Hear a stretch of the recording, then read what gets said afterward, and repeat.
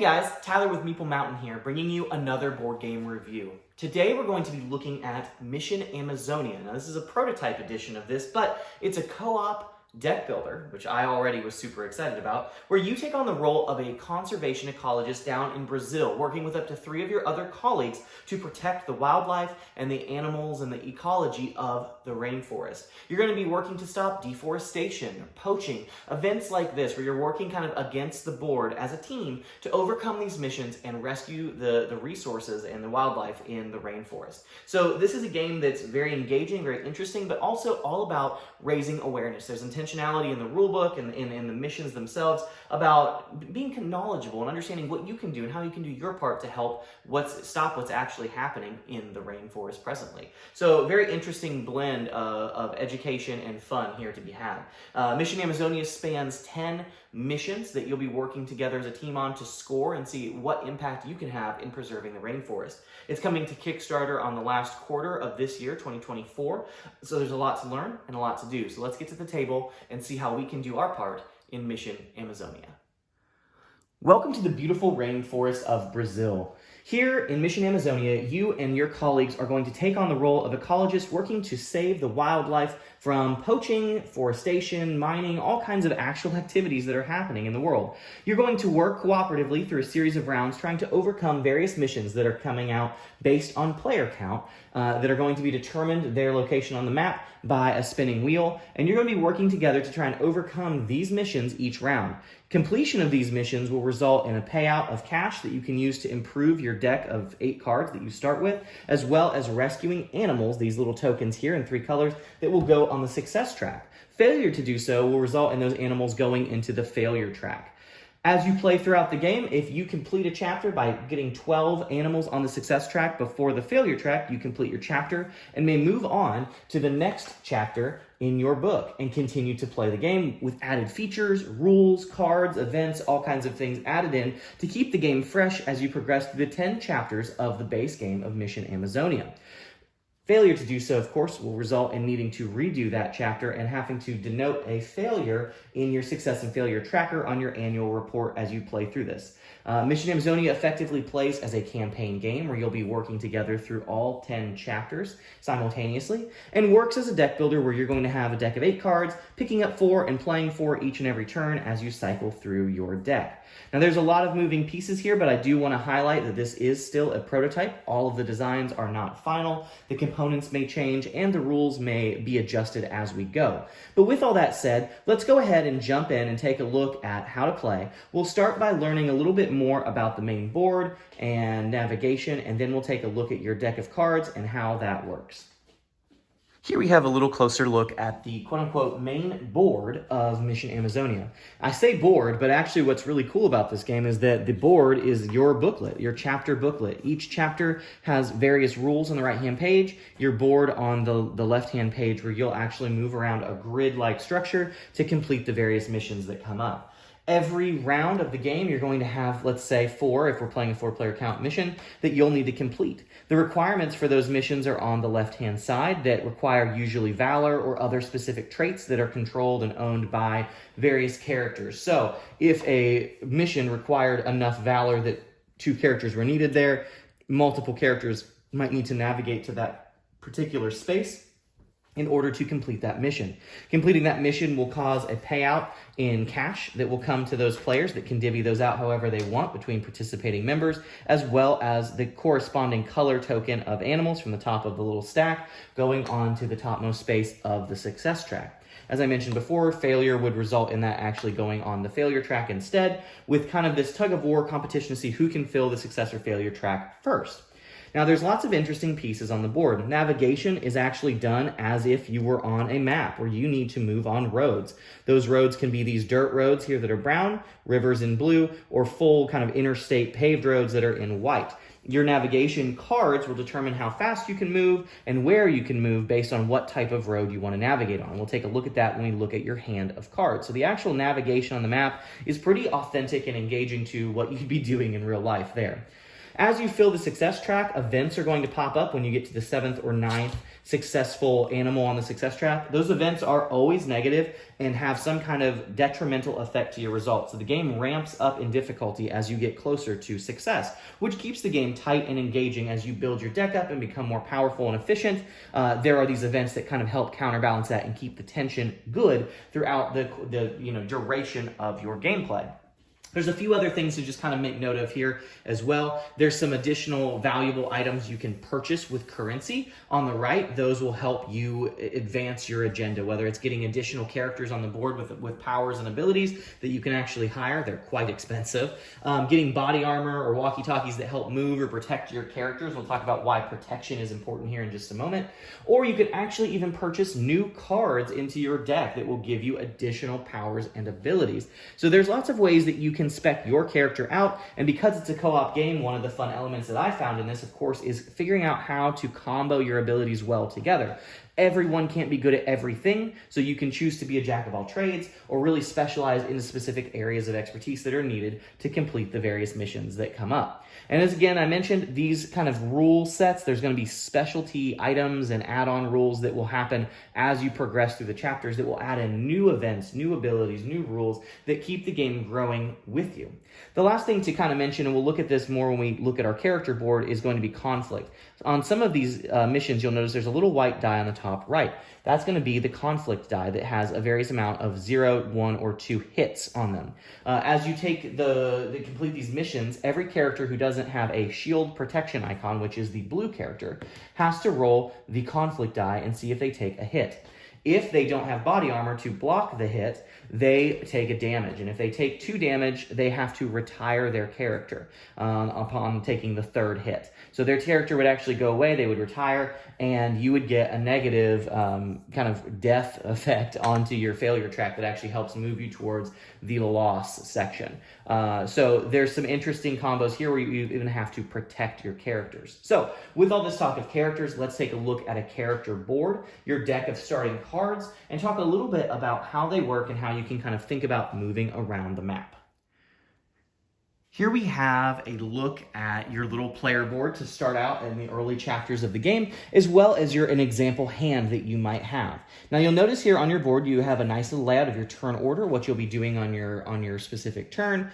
Also, you have your iconography here that helps you kind of understand all the symbology in the game. These were very, very helpful and made things very clear. There wasn't a lot of ambiguity here.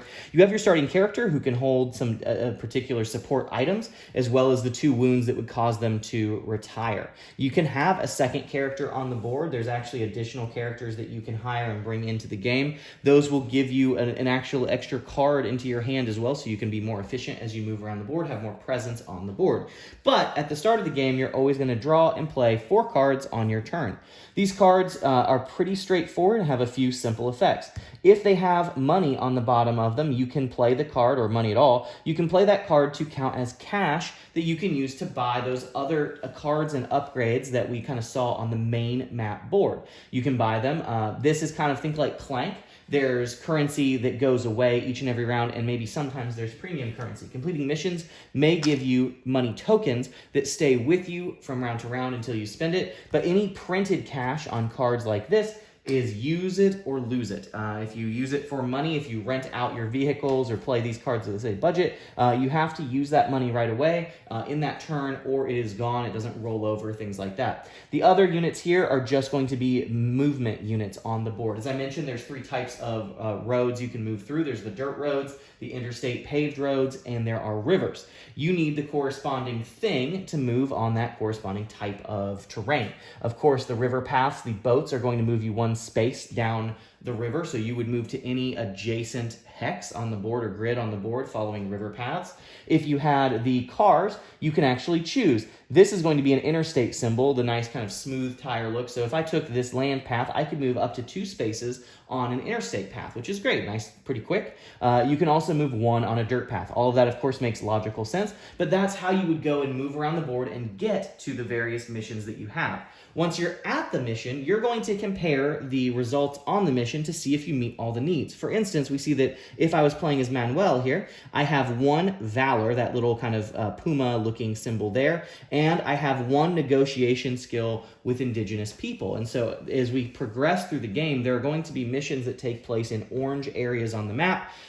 You'll see even on the first board here, there are some orange areas on the map. Those are locations that are inhabited by indigenous people. For instance, when we looked at the main map, mission number 4 was in an orange area. To complete that mission, regardless of what's shown on the board or on the mission card itself for requirements, you always need someone that has the negotiation skill so that they can help interact with the local folks and make sure they move that mission through successfully and don't cause any additional issues. So, for instance, if I was playing as Manuel and I moved to a location with this mission here, it has just the requirement of 1 valor. Manuel meets that, and we are able to complete that mission on our own when we end our movement and our turn kind of in that location. So that would conclude that mission. We're good to go there.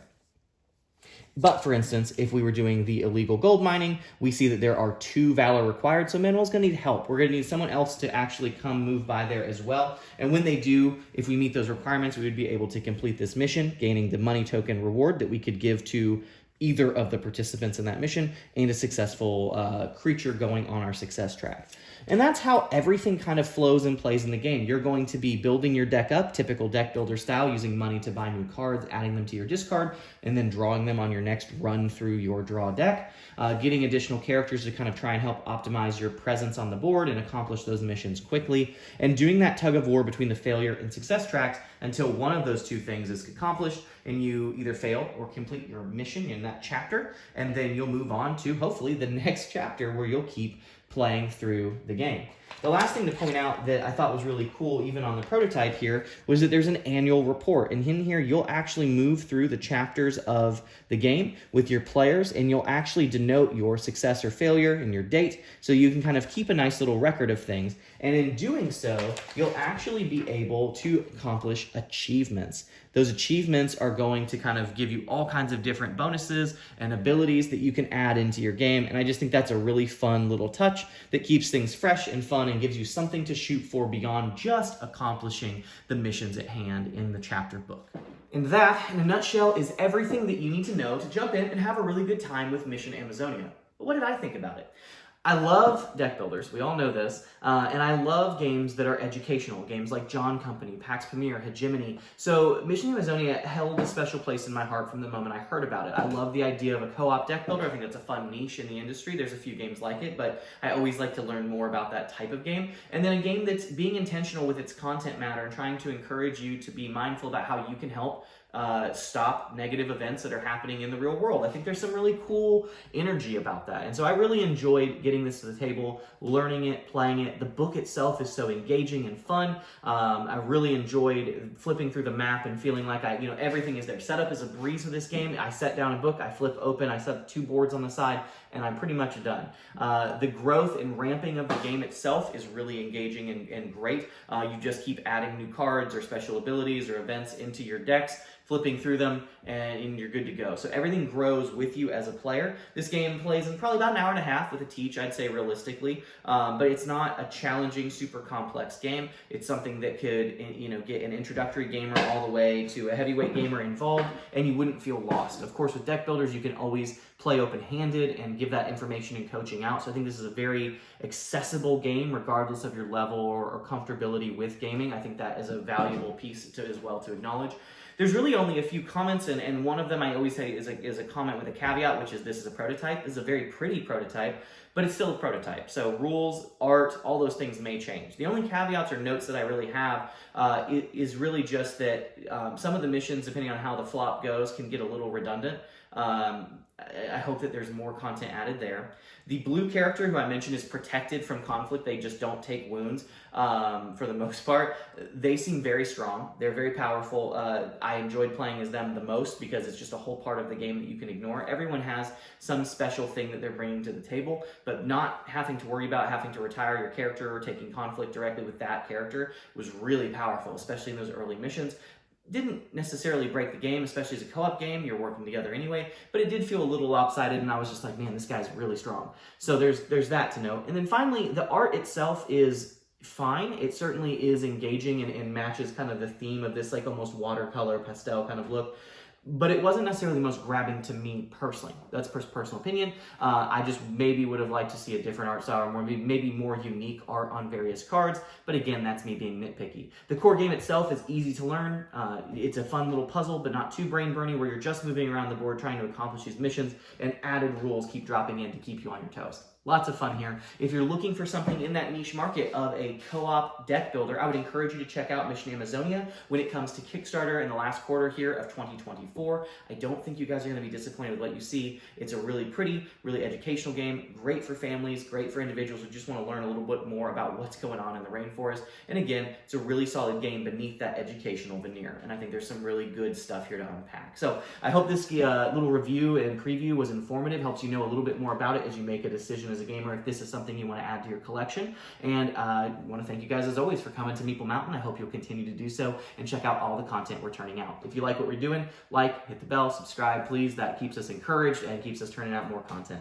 And as always, I want to wish you guys happy gaming. Thanks for checking out this video. I hope you enjoyed it. Check out these links to find some other games you might want to bring to the table. This is Tyler Williams, signing off.